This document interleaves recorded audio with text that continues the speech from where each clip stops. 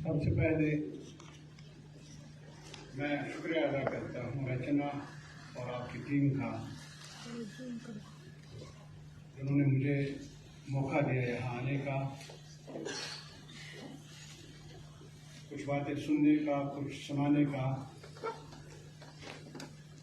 आजकल इसकी कमी है, कुछ भी आप करें, लेकिन जहाँ भी जगह मिले कोई कोशिश करे, उसकी सराहना होनी चाहिए। मैं कहाँ से शुरू करूँ? मेरे दोस्त ने अभी कहा कि मदरलैंड, फादरलैंड, और उसके अंदर उसके बाद कहा कि फिक्र भूमि की बात भी कही। तो मैं किस दायरे में आऊँ उनसे पूछता हूँ। आज नहीं, कल जवाब दे। ये सवाल तब भी मेरे सामने आया, तब भी बहुत पहले, जब मैंने जन्म ही नहीं दिया था।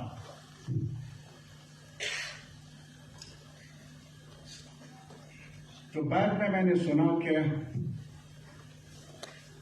लाशें गिरी, हजारों में नहीं लाखों। आज भी जब मैं तारीख के वो सफ़े पढ़ने की कभी कभी मौका मिलता है तो परेशानियां होती है, थरथराहट पैदा होती है। जो पार्टीशन के वक्त कौन मना, जश्न मनाए या आंसू बहाए?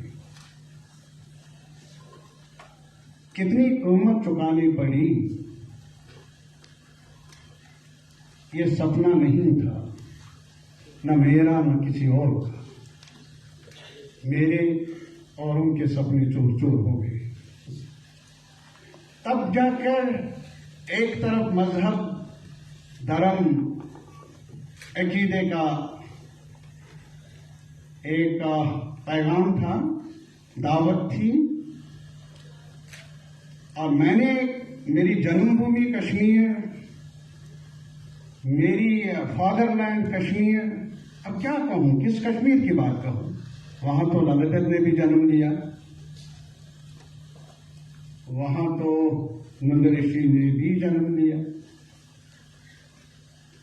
और नंद ऋषि अलग नहीं, ललित अलग नहीं। आज तक मुझे समझ में नहीं आया कि उनके कभी एक नाम से पुकारो, बहुत अच्छा लगता है।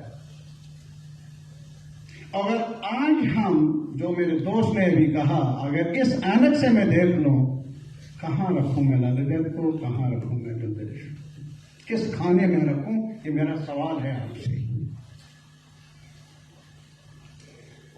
जस्टिफाई वो ना कर लीजिए जो जस्टिफाई करने के लायक ही नहीं है। मुझे भी उस वक्त दावत फिक्र मिली थी। उस बार इस्लाम के नाम पर मुसलमान होने के नाते, मुसलमानों का अलग देश है। जम्मू कश्मीर एक मुसलमान अक्सरियत वाला इलाका था। ज्यादा तादाद जम्मू में भी, कश्मीर में भी मुसलमानों की थी, मस्जिदें ज्यादा थी। कहां जाते? और बॉर्डर बहुत ज्यादा नजदीक उस पार के मुल्क के साथ, सरहद। क्या फैसला होना था?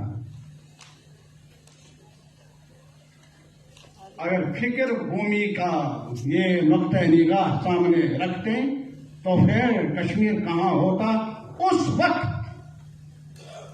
जब अभी हिंदुस्तान की, मेरे मुल्क की, आपके मुल्क की, हम सब के मुल्क की फौज अभी आई नहीं थी। जब ट्राइबल्स आ गए वहां से यही नारा लेकर के मुसलमान हैं हम, इधर आ जाओ, वो प्यार से नहीं आए, गुलदस्ता लेकर नहीं आए, हथियार लेकर आए, हमें डराकर धमकाकर कहने लगे यहां आ जाओ। बादशाह चला गया, महाराजा जो था उस वक्त भाग गया घर के मारे, उसके पैरविकार भी भाग गए जम्मू में। कश्मीर में और कोई सिपाही नहीं था।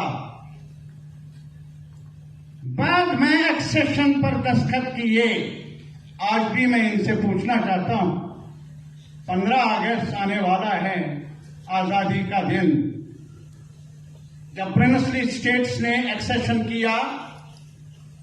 इस मुल्क में उस जगह उस मुल्क में गए, कुछ उस मुल्क में गए, कुछ हमारे मुल्क में रहे। जम्मू कश्मीर का महाराजा हिंदू था, दस्तखत करने थे पर्ची पर एक्सेशन के, नहीं कर पाया। वो तब भी अभी फैसला ना कर सका कि मुझे हिंदुस्तान में जाना है। तब भी उन्होंने पाकिस्तान के साथ स्टैंड स्टिल एग्रीमेंट किया था, हिंदुस्तान के साथ नहीं। साहब ये तारीख है, इसको जुटलाइएगा मत। आप मेरी बात ना माने, मेरी शक्ल भी आज आपको मंजूर ना हो, आपका हक बनता है। लेकिन एक गुजारिश है कि तारीख के पन्ने जो हैं वो सीधे पढ़िए जैसे हैं। यह मुंशी प्रेमचंद जी ने अपनी कहानियों में, अफसानों में हमें सिखाया। एक चेहरा रख लीजिए, एक आईना रख लीजिए, जहां आपका चेहरा भी आएगा सामने, मेरा चेहरा भी सामने आएगा। ये मेरी गुजारिश है आपसे। तब जाकर ये रिश्ता जुड़ा। ये रिश्ता किस आधार पर जुड़ा? फौज नहीं थी साहब। फौज के बगैर जब गांधी जी 1 अगस्त को वहां आए, 2 अगस्त को उन्होंने कहा कि अगर मुझे कहीं से रोशनी की किरण नजर आती है, वो कश्मीर से आती है। क्यों? पंजाब जल रहा था, लाहौर में लाशें गिरी थी, अमृतसर में लाशों के ढेर थे, अंधेरा था हर तरफ, बंगाल में लाशें थी उस पार और इस पार। एक कश्मीर था, जम्मू में भी लाशें थी, बड़ी तादाद में, छोटी तादाद में नहीं। कौन मरा? मुसलमान मरा, हिंदू मरा, मेरा मरा, हम सब का मरा, लेकिन कश्मीर में कोई नहीं मरा। आज कश्मीर के बारे में ये तस्वीर पेश की जा रही है। कश्मीरी जंगजू है, कश्मीरियों का चेहरा बारूद है, कश्मीरी का के नस नस में गुस्सा मौजूद है, शरारती है। मेरी गुजारिश है, जायजा ले लीजिए, कल का भी और आज का जायजा ले लीजिए खुलकर। मुझे इस चीज का डर नहीं है कि कश्मीर का फ्यूचर क्या होगा। अब मुझे डर अगर है कि आप ऐसे न हो जाए, आपके साथ ऐसा न हो। जिस मुल्क के साथ मैंने रिश्ता जोड़ा, मेरे बुजुर्गों ने उन हालात में भी मैं ये चाहूंगा ये वतन आबाद रहे, यहां गुंजाइश रहे। साहब आप जानते हैं, मेरे दोस्त मेरी तरफ देखकर, मैं 89 में आप किस खाने में मुझे रखते हैं। अभी मिलिटेंसी का अरूज नहीं था। कश्मीरी पंडित भी जो बाद में जिनको वहां से भगा दिया गया, घर के मारे घर छोड़कर भाग गए। अरे साहब मुझे 89 में ही भागना पड़ा, दिसंबर में, और मैं एडवांस्ड पार्टी था भागने वालों में। कश्मीरी पंडितों के वो बाद में आए, मैं पहले। क्यों? इसलिए क्योंकि मुझे वो राग पसंद नहीं आया, मुझे वो तराना पसंद नहीं आया जिसमें खौफ था, दहशत थी, वहशत थी, गुस्सा था, वो मैंने माना नहीं। अरे साहब जब मैं जम्मू आ गया तो वहां उसके बाद कुछ लोगों ने कहा, आया था यहां आकर ये कहना होगा। मैंने कहा यार नहीं, मैंने वहां भी ये नहीं माना कि ये कहो, और यहां भी नहीं मानूंगा। मैं वही कहूंगा जो मुझे रास आ जाए। और ये मुल्क मेरा भी है और आपका भी है। मैं आज एक ही गुजारिश करना चाहता हूं। आज कॉन्स्टिट्यूशन की आप बात करते हैं। I don't demand anything more unless you have a better preposition. अगर आप फिर वही जिन्ना की कहानी और सावरकर साहब जिन्होंने कहा कि Hindus and Muslims are two nation, Jinnah ने भी यही बात कही, जहां जिन्ना मुझे मंजूर नहीं, वहां अगर आप कहेंगे सावरकर की तालीमात आज के मेरे मुल्क के लिए मुवाफिक है, मैं अदब से गुजारिश कर लूंगा, मुझे ये भी मंजूर नहीं। अदब मैं मानता हूं, ये भी आप कहेंगे कि कल क्या हुआ, कल बुरा हुआ होगा, लेकिन यारा मेरा बच्चा तो अब तमन्ना करता है जो कल अंधेरा था, कल की सुबह रौनक हो उस सुबह में। अगर आप ये चाहेंगे कल अंधेरा था ज्यादा, आज मैं भी अंधेरा ही लाऊंगा, बस करो यार, मुझे अंधेरा नहीं चाहिए, मुझे आज और कल आने वाले वक्त के लिए रोशनी चाहिए। और वो रोशनी क्या है साहब? आजादी की जुदीजात को एक आज भी कहते हैं कि बरतानिया ने हमें इकट्ठा किया, मैं मानता नहीं। बरतानिया ने स्पेन को और मुल्कों को इकट्ठा नहीं किया, फालस्तीन को इकट्ठा नहीं किया, तोड़ा।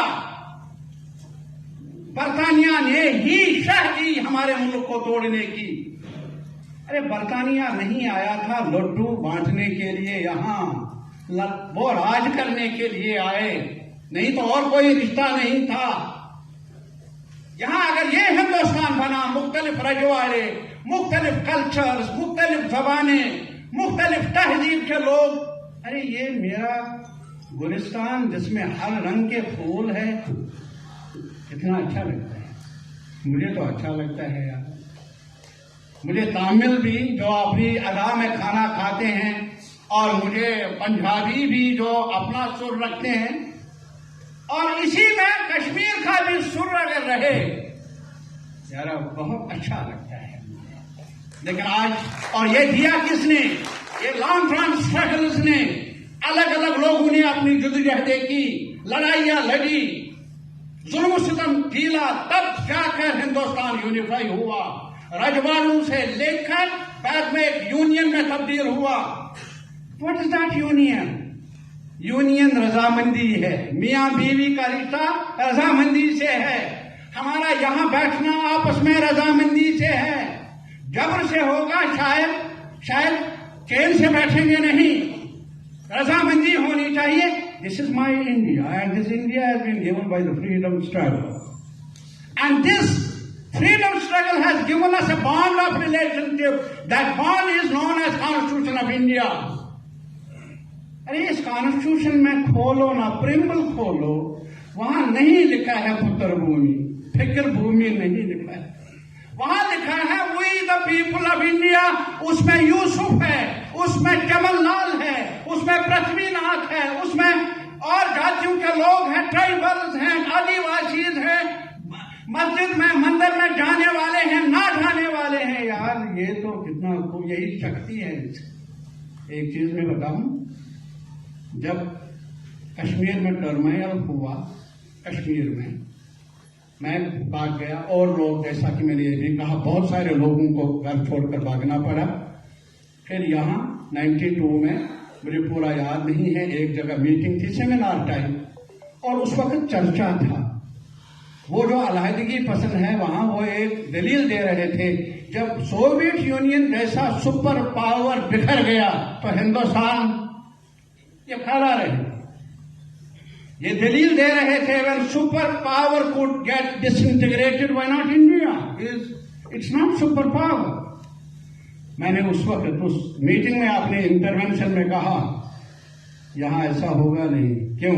ये मेरा विश्वास था, ये नहीं अक्लमंदी की बात नहीं, विश्वास। कि सोवियत यूनियन में बनने में शायद एलिमेंट ऑफ इम्पोजिशन था, बनाने में ऊपर से बनाना, लेकिन ये जो हिंदुस्तान है ये हिस्टोरिकली इवॉल्व हुआ है, इवॉल्व है, अपनी मर्जी से हुआ है।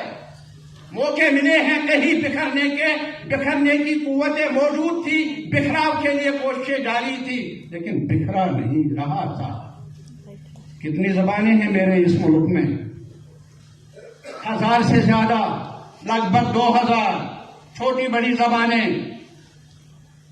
अरे साहब, कितने मजहब है यहां,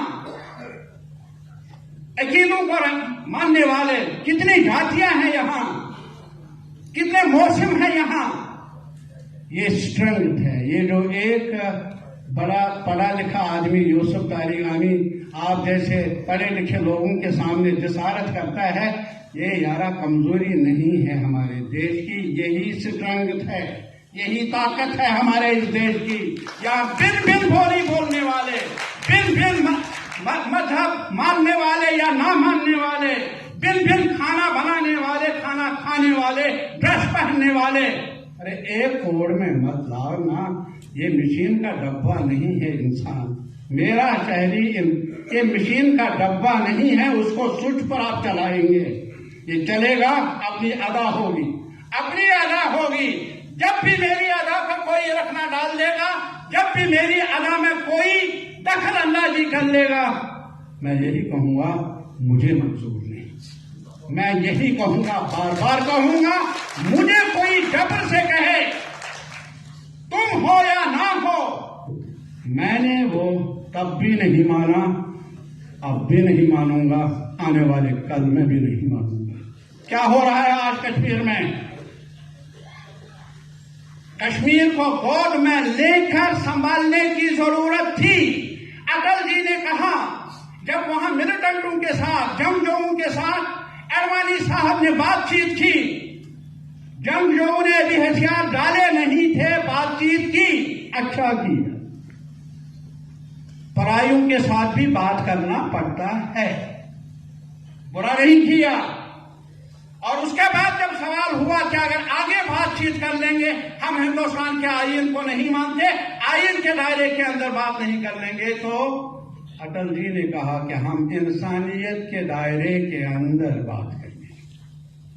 वो भी भाजपा था ना, बीजेपी था ना, लेकिन आज भी अगर आप एक कश्मीरी से पूछ लेंगे, वो और कई लीडरों की नस्बत अटल जी के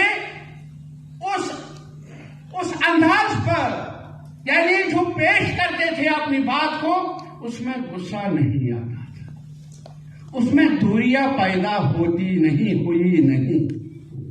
आज क्या किया? मैं कॉन्स्टिट्यूशन खोल लीजिए किताब साहब, ये मेरे लिए कॉन्स्टिट्यूशन ही नहीं है, ये मेरे रिश्ते की बुनियाद है। उस कॉन्स्टिट्यूशन में लिखा है कि अगर आप आंध्रा में तेलंगाना बनाएंगे, पहले बहस करेंगे, असेंबलियों में, अखबारों में चर्चा कर लेंगे, सिविल सोसाइटी में कर लेंगे, और इसके अलावा जब यूपी में हिस्सेदारी हो गई, अलग अलग कितनी देर तक बहसें हुई, और इसके अलावा जब बिहार में अलग ये हिस्से बन गए, बहस हुई ना असेंबली में। हमारे बहुत ही सीनियर हमारे वकील साहब यहां बैठे हैं, आर्टिकल 3 कॉन्स्टिट्यूशन में कहता है कि रेफर कर लो, नॉट नेसेसरीली वो आपको मंजूर होगा, लेकिन राय तो ले लो, अपने शहरियों से राय ले लो, उसके बगैर फैसला कर लेंगे, उनके बारे में फैसला कर लेंगे। मैं हूं ना सिटीजन, मैं शहरी हूं, बड़ा नहीं, छोटा नहीं, एक शहरी होने के नाते मेरा अधिकार है ना कि आप मेरे बारे में पार्लियामेंट फैसला कर ले, मुझे पूछे बिना, मेरे बारे में फैसला कर ले, मुझे पूछे बिना।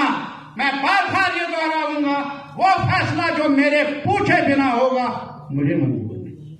मेरी राय लिए बगैर मेरे बारे में अदालत भी फैसला कर ले, मुझे मंजूर नहीं। अरे मुझे एक आईन मिला है, पर तुमसे पूछा जाएगा।